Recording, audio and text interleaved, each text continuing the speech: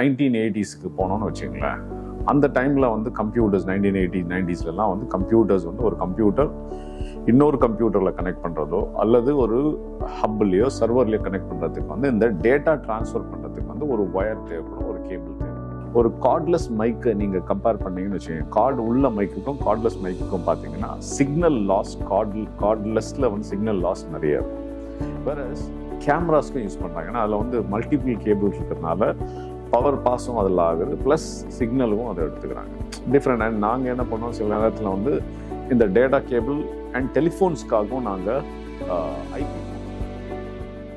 வணக்கம், என் பேர் ஜான் ஃப்ரெட்ரிக். என்சிலேட்டா இன்டீரியர்ஸ் அண்ட் மாடுலர் சொல்யூஷன்லேருந்து உங்ககிட்ட பேசிகிட்டு இருக்கேன். உங்களுடைய பேராதருக்கு ரொம்ப நன்றிங்க. இன்னைக்கு வந்து ஒரு சப்ஜெக்ட் பற்றி பேச போகிறேன். எல்லாருக்குமே ஒரு மித்தாக கன்சிடர் பண்ணுற ஒரு சப்ஜெக்டை பற்றி பேச போகிறேன். எஸ்பெஷலி இன்டீரியர் பண்ணும்பொழுது அண்ட் ஆஃபீஸ் இன்டீரியர்ஸ் பண்ணும்பொழுது இந்த வார்த்தை அடிக்கடி கேள்விப்படும். இந்த வார்த்தையில் என்னென்னா, சில பேருக்கு வந்து இது என்னடா அப்படின்னு தோணும். இது ஒன்றுமே கிடையாது. இப்போது டேட்டா கேபிளை பற்றி தான் பேசுகிறோம். டேட்டா அப்படின்னும் போதே உங்களுக்கு தெரியும், அங்கே வந்து ஒரு கம்ப்யூட்டர் சம்மந்தப்பட்ட விஷயம் அப்படின்னு இருக்கு. இப்போ கிடக்குன்னு நம்ம வந்து ஒரு 1980s போனோம்னு வச்சுங்களேன். அந்த டைமில் வந்து கம்ப்யூட்டர்ஸ் 1980s 90sலாம் வந்து கம்ப்யூட்டர்ஸ் வந்து ஒரு கம்ப்யூட்டர் இன்னொரு கம்ப்யூட்டரில் கனெக்ட் பண்ணுறதோ அல்லது ஒரு ஹப்லையோ சர்வர்லையோ கனெக்ட் பண்ணுறதுக்கு வந்து இந்த டேட்டா ட்ரான்ஸ்ஃபர் பண்ணுறதுக்கு வந்து ஒரு ஒயர் தேவைப்படும், ஒரு கேபிள் தேவைப்படும். இந்த டேட்டா, இந்த ஒயர், இந்த கேபிள்ஸ் வந்து டெஃபினட்டாக வந்து நீங்கள் லைட் எரியிற அந்த சாதா ரெகுலராக வந்து வர கேபிள்ஸ் வந்து போட முடியாது. பிகாஸ் இது வந்து டேட்டா ட்ரான்ஸ்ஃபர், பவர் ட்ரான்ஸ்ஃபர் கிடையாது. ஸோ இதற்கான ஆப்டான ஒரு கேபிள்ஸ் தான் அவங்களுக்கு தேவை. ஈத்தர்நெட் கேபிள் அப்படின்னு கேள்விப்பட்டிருப்பீங்க. ஈத்தர்நெட் கேபிள் இது வந்து ரொம்ப காமன் டேர்மாக நீங்கள் கேள்விப்பட்டிருக்கலாம். இப்போ ரீசன்ட் பாஸ்டில் இப்போ முன்னாடியெல்லாம் நான் சொல்கிறது வந்து 15-20 இயர்ஸ் ஈத்தர்நெட் கேபிள் தான் சொல்லுவாங்க. அதுக்கப்புறம் தான் அது டேட்டா கேபிள் அப்படின்னு மறுவாயி இன்றைக்கி வந்து யாரை கேட்டாங்கன்னா டேட்டா கேபிள்வாங்க. அல்ல சில பேர் நீங்கள் வந்து கேட் 6 கேபிள் அப்படின்னு சொல்லுவாங்க. இந்த கேட்டகரிஸ் வந்து கேட் 1லேருந்தே ஸ்டார்ட் ஆகுது. 1 2 3 4 5ல் 5E இருக்குது, அப்புறம் 6 7 8 வரைக்கும் வந்திருக்கு. ஆனால் ரொம்ப பரிச்சயமான ஒரு கேபிள் எல்லாருக்குமே காமனாக இருக்குது வந்து கேட் 6 கேபிள் தான் ரொம்ப காமனாக இருக்குது. இப்போது இப்படி எடுத்துங்க, இப்போ என் முன்னாடி ஒரு சிஸ்டம் இருக்குது, ஒரு லேப்டாப் இருக்குது.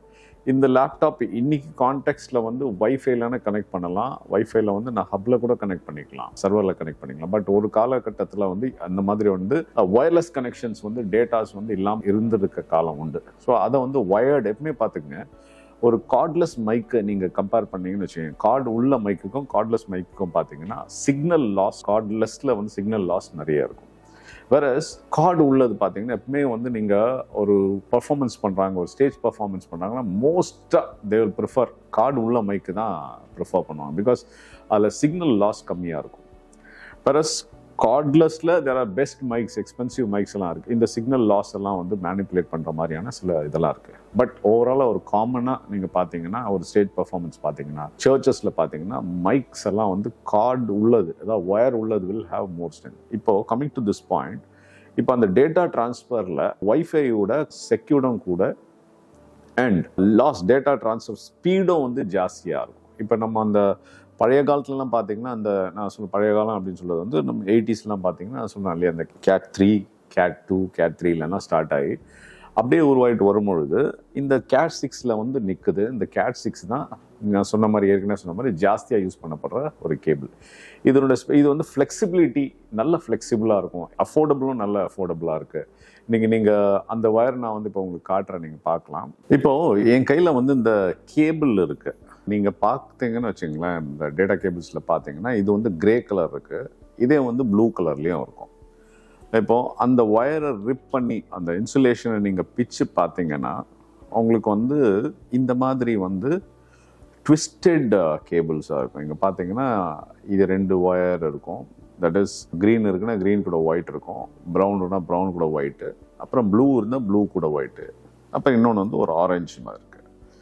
இது கூட சின்ன ஒரு ஃபைபர் மாதிரி இருக்குது, எர்திங் மெட்டீரியல் மாதிரி ஃபைபர் ஒரு சீட் ஒன்று இருக்கும். இது வந்து டேட்டா கேபிள் யூஸ் பண்ணுறது வந்து இது அப்படியே கிரிம்பிங் பண்ணிவிட்டு அந்த ஜாக்கில் கிரிம்பிங் பண்ணிவிட்டு that will go to the நோடுங்க. ஃபோன்ஸ்க்கெலாம் இது நாங்கள் அப்படியே யூஸ் பண்ணிக்குவோம். அது எக்ஸ்ட்ரா வந்து இப்போ நான் 2 பேர் 4 பேர் 10 பேர் 20 பேர்ஸ் எல்லாம் அந்த ஒரு காலத்துலலாம் வந்து 20 பேர்ஸ் எல்லாம் போடும். அதாவது டெலிஃபோன் கேபிள்ஸ் வரும் 20 பேர்ஸ் இன்கமிங். அப்போல்லாம் 10 லைன்ஸ் எல்லாம் வச்சுருப்பாங்க அந்த காலத்தில். ஸோ அப்போ 10 லைன்ஸ் வரும்பொழுது அந்த 10 பேரை வந்து அதில் கொடுத்துட்டாங்கன்னு நேராக ஐபிபிஎக்ஸில் வந்து கனெக்ட் ஆகிடும். இப்போ ஐபி ஃபோனுக்கும் டேட்டா கேபிளுக்கும் என்ன பண்ணிடுவோம்னா, ஒரு ஒர்க் ஸ்டேஷன் இருக்குன்னு வச்சுக்கோங்க. இந்த ஒர்க் ஸ்டேஷனில் ஒரு 4 கம்ப்யூட்டர்ஸ் இருக்குது. இப்போ நான் அந்த இமேஜில் பாருங்கள், 4 ஒர்க் ஸ்டேஷன் இருக்குன்னு வச்சுக்கோங்க. அந்த 4 ஒர்க் ஸ்டேஷனுக்கு நாங்கள் என்ன பண்ணுவோம்னா, இந்த 4 ஒயர்ஸ் 4 கேபிள் கொடுத்துருவோம். உதாரணத்துக்கு அந்த ஒர்க் ஸ்டேஷனில் ஒரு டெலிஃபோன் லைன் வருதுன்னு வச்சுக்கோங்க. ஸோ 4 கேபிள் ப்ளஸ் ஒரு டெலிஃபோன் லைன் கொடுத்துருவோம்.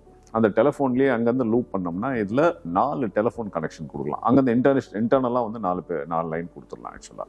ஸோ இது ஒரு அட்வான்டேஜ். இல்லைன்னா பாருங்களேன், திரும்பி நீங்கள் அங்கேருந்து ரன் பண்ணிட்டு வரணும். இது இல்லாமல் இன்னொன்று என்ன பண்ணோம்னா, we call sometime as a redundant line அப்படின்னு ஒன்று இருக்குது. அப்படி என்னென்னா, இப்போ இது கொடுத்தாச்சு. இப்போ வந்து ஒரு வேளை நீங்கள் அந்த இடத்துல பிரிண்டர் நீங்கள் வைக்க போகிறீங்கன்னு வச்சுங்க, அதுக்கும் வந்து டேட்டா கனெக்ஷன் தேவைப்படுது. ஏன்னா நீங்கள் லேண்டில் வந்து கமாண்ட் கொடுத்தீங்கன்னா அதில் பிரிண்ட் அவுட் வந்துடும்.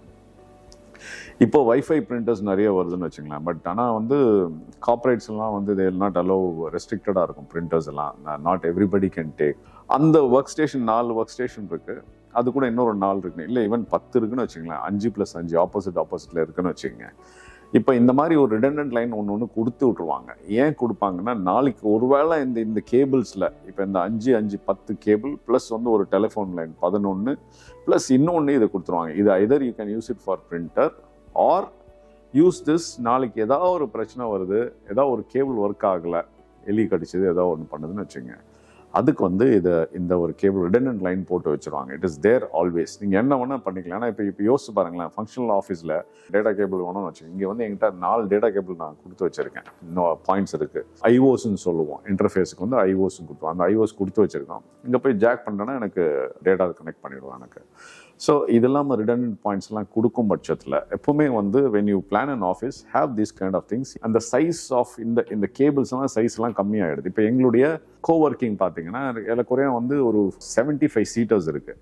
ஆனால் 75 சீட்டர்ஸ்க்கெல்லாம் 75 ஒயர்ஸ் போகுதா அப்படின்னா இல்லை. இன்னொரு டெக்னிக். ஏன்னா இப்போ 75 ஒயர்ஸ் போச்சுன்னா உங்களுக்கு வந்து காஸ்ட் ஜாஸ்தியாகுது. ஆனால் இன்னைக்குள்ள டெக்னாலஜிக்கு வந்து ஒருவேளை 10 கேபின் இருக்குன்னு வச்சுங்க, அந்த ஒவ்வொரு கேபின்லேயும் வந்து 10 ஒர்க் ஸ்டேஷன் இருக்குன்னா நாங்கள் என்ன பண்ணுவோம்னா, இந்த 10 கேபினுக்கு இந்த எண்டுலேருந்து 10 ஒயர் கொண்டு போய் அங்கே விட்டுட்டு அங்கே டெர்மினேட் பண்ணிட்டு அங்கே வந்து ஒரு ஜங்ஷன் கொடுத்துருவோம்.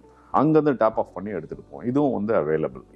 இது எல்லாமே வந்து ஜஸ்ட் சும்மா வந்து லே பர்சன் வச்சு நீங்கள் பண்ணிட முடியாது. You have to get a technical person to do all these things. So உங்களுக்கு இது மாதிரி நிறைய டீட்டெயில்ஸ், டெக்னிக்கல் டீட்டெயில்ஸ் உங்களுக்கு வேணும்னா ஸ்டே டியூன்ட்.